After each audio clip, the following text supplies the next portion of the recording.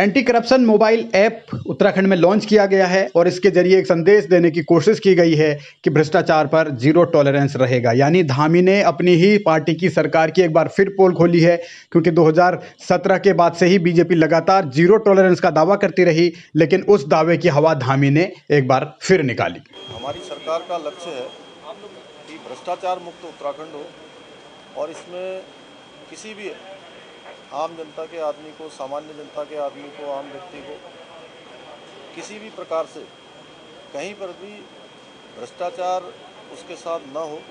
कहीं पर उसको अपने काम करवाने के लिए कोई रिश्वत लेता हो, कोई उससे कोई डिमांड करता हो, तो अपना 1064 पर वो सीधे फ़ोन भी कर सकते हैं और ये वेब के माध्यम से इस ऐप को लॉन्च करके इस ऐप को अपने उसमें मोबाइल में डाउनलोड करके उसको लिखित रूप से भी शिकायत दे सकता है। ये पूरी तरह से गोपनीय रहेगा और हमारा लक्ष्य है कि पूरी तरह से भ्रष्टाचार मुक्त हो और अगर कहीं पर भी इस प्रकार की जो भी शिकायत पाई जाएगी उस पर सीधे सीधे विजिलेंस की कार्रवाई होगी।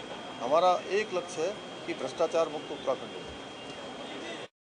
पुष्कर सिंह धामी उत्तराखंड को करप्शन फ्री स्टेट बनाना चाहते हैं, यानी भ्रष्टाचार मुक्त राज्य बनाना चाहते हैं। उनकी बातों से यह साफ है कि उत्तराखंड में फिलहाल भ्रष्टाचार हो रहा है। यानी 2017 के बाद बीजेपी की जो सरकार बनी उसने भ्रष्टाचार नहीं रोका। त्रिवेंद्र रावत हो, तीरथ रावत हो, वो भ्रष्टाचार नहीं रोक पाए। धामी अब दोबारा मुख्यमंत्री बने हैं तो वो भ्रष्टाचार रोकने का दावा कर रहे हैं। मोबाइल एप्लीकेशन उन्होंने लॉन्च किया है, लेकिन इसके जरिए कितना भ्रष्टाचार रुकेगा ये बड़ा सवाल है। इस सबके बीच सहकारिता विभाग का भर्ती घोटाला भी मुख्यमंत्री के लिए बड़ा सिरदर्द बना हुआ है।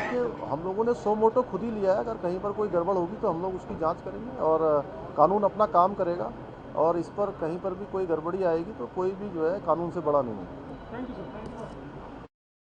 भर्ती के नाम पर सहकारिता विभाग में हुआ भ्रष्टाचार यकीनन बीजेपी सरकार के दावों की पोल खोलता है, क्योंकि जीरो टॉलरेंस का दावा तो 2017 से ही लगातार किया जा रहा था।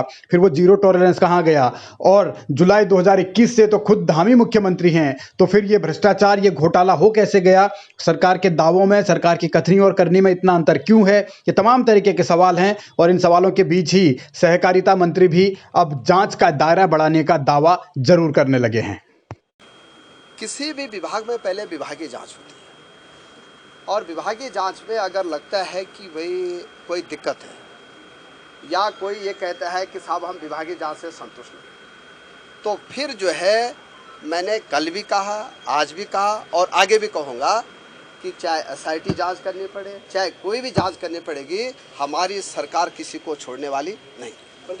सहकारिता विभाग में हुआ भ्रष्टाचार सरकार की पोल खोल रहा है, वो भी तब जबकि एक ही पार्टी की सरकार हो, वो भी तब जबकि एक पार्टी ने 3-3 मुख्यमंत्री बदल दिए हों और हर मुख्यमंत्री ने यही कहा हो कि भ्रष्टाचार पर जीरो टॉलरेंस रहेगा। फिर भी भर्ती में भ्रष्टाचार हो गया और भ्रष्टाचार रोकने के लिए अब मौजूदा मुख्यमंत्री एक ऐप भी ला रहे हैं। तो वो सीधे सवाल यही उठा रहे हैं कि त्रिवेंद्र रावत का जो जीरो टॉलरेंस का दावा था वो दिखावा था, तीरथ रावत जो बातें करते थे वो भी दिखावा थे। अब धामी अपने कंधों पर इस भ्रष्टाचार को रोकने की जिम्मेदारी उठा रहे हैं, लेकिन उनके शुरुआत में ही ये भ्रष्टाचार उजागर हो गया है। तो कब तक ये भ्रष्टाचार फ्री उत्तराखंड बनेगा, ये देखना बड़ा दिलचस्प है।